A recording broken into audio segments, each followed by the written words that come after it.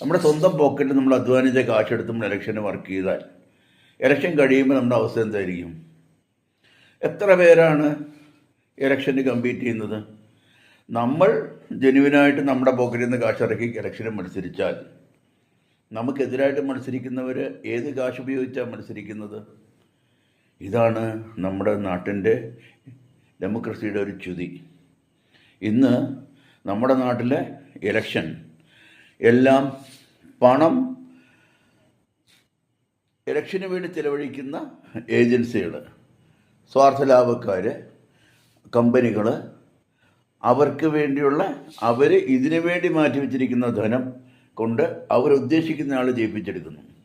അപ്പോൾ ജയിച്ചു കഴിഞ്ഞാൽ എന്താ ചെയ്യേണ്ടത്? ആരാണോ പണം മുടക്കുന്നത് അവർക്ക് വേണ്ടി നമ്മൾ ജോലി ചെയ്യുക. പൊതുജനത്തിന് വേണ്ടി അവരെ വോട്ട് വാങ്ങി പൊതുജനങ്ങളെ കബളിപ്പിച്ച് അവർക്കെല്ലാം നന്മകൾ ചെയ്തു കൊടുക്കാമെന്നൊക്കെ വാക്ക് കൊടുത്തിട്ട് അവസാനം നമ്മൾ ആർക്ക് വേണ്ടി ജോലി ചെയ്യും? പൊതുജനത്തിന് വേണ്ടി ജോലി ചെയ്യുമോ? നമ്മൾ ജയിപ്പിക്കാൻ വേണ്ടി കാശ് മുടക്കിയവർക്ക് വേണ്ടി ജോലി ചെയ്യുമോ? ഒരിലക്ഷനിൽ തീരുമോ കാര്യങ്ങൾ?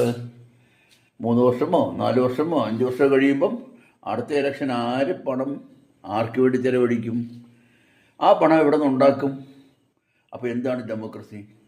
ചോദിക്കൂ. ഇതാണ് നമ്മുടെ ജൻസി കൂട്ടായ്മ ചോദിക്കേണ്ട ഒരു ചോദ്യം. ഇന്ന് അതിനൊരു അപമാനമായി വന്നത് തമിഴ്നാട്ടിലെ ഇലക്ഷനാണ്.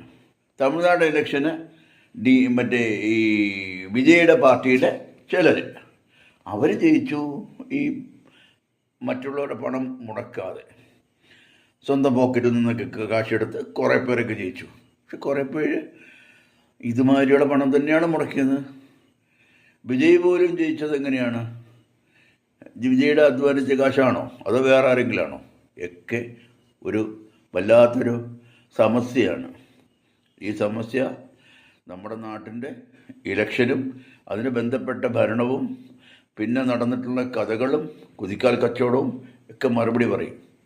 അതുകൊണ്ട് നമ്മൾ തീരുമാനിക്കുക നമ്മൾ എന്ന് ഡെമോക്രസി ആകണമെന്ന്. ഡെമോക്രസി ആയാലേ യഥാർത്ഥ ഡെമോക്രസിക്ക് മാത്രമേ ജനങ്ങളുടെ കാര്യങ്ങൾ അറിഞ്ഞ് ചെയ്യാൻ കഴിയൂ. അതുകൊണ്ട് നമ്മൾ യഥാർത്ഥ ഡെമോക്രസിയിലേക്ക് പോകാൻ നമ്മുടെ സിസ്റ്റം സഹായിക്കട്ടെ. സിസ്റ്റത്തിനെ മാറ്റുക, സിസ്റ്റത്തിൽ മാറ്റങ്ങൾ വരുത്തുക, അതാണ് വേണ്ടത്. ഡെമോക്രസി വിജയിക്കട്ടെ, സോഷ്യലിസം വിജയിക്കട്ടെ. അതുതന്നെയാണ് നമ്മുടെ നാടിന് രക്ഷ, ജനങ്ങൾക്ക് രക്ഷ, ജനങ്ങളുടെ ആവശ്യങ്ങൾ നിറവേറാനുള്ള ഏക മാർഗം. അപ്പം